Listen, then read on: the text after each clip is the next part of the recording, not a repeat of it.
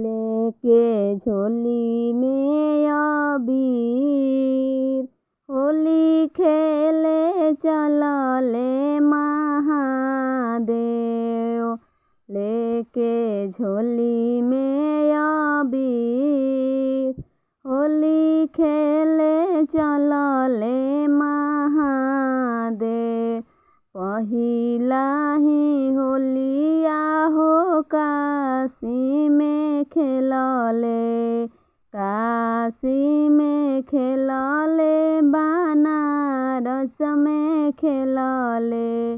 भइले बनारस लाले लाल हो, अरे भइले बनारस लाले लाल। होली खेले चलले महादेव।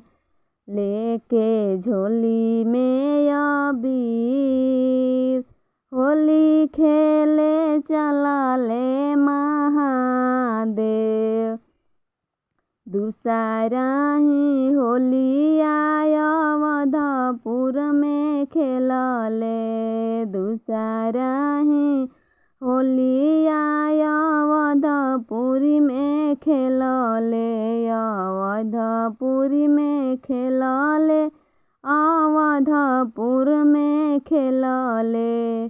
भइले राम लखन लाले लाल हो, भइले राम लखन लाले लाल। होली खेले चलले महादेव। लेके झोली में अबीर होली खेले चलले महादेव। तीसरा ही होलिया हो वृंदावन में खेलले, वृंदावन में खेलले हो, वृंदावन में खेलले।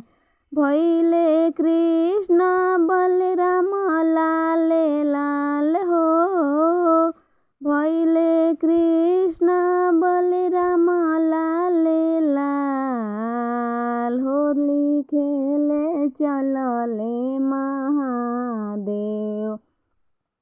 लेके झोली में अबीर होली खेले चलले महादेव। लेके झोली में अबीर चौथा ही होलिया कैलाश में खेलले, चौथा ही होलिया कैलाश में खेलले, कैलाश में खेलले, कैलाश में खेल।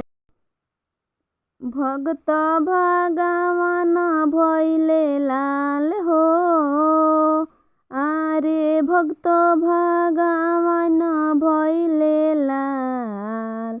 होली खेले चलले महादेव।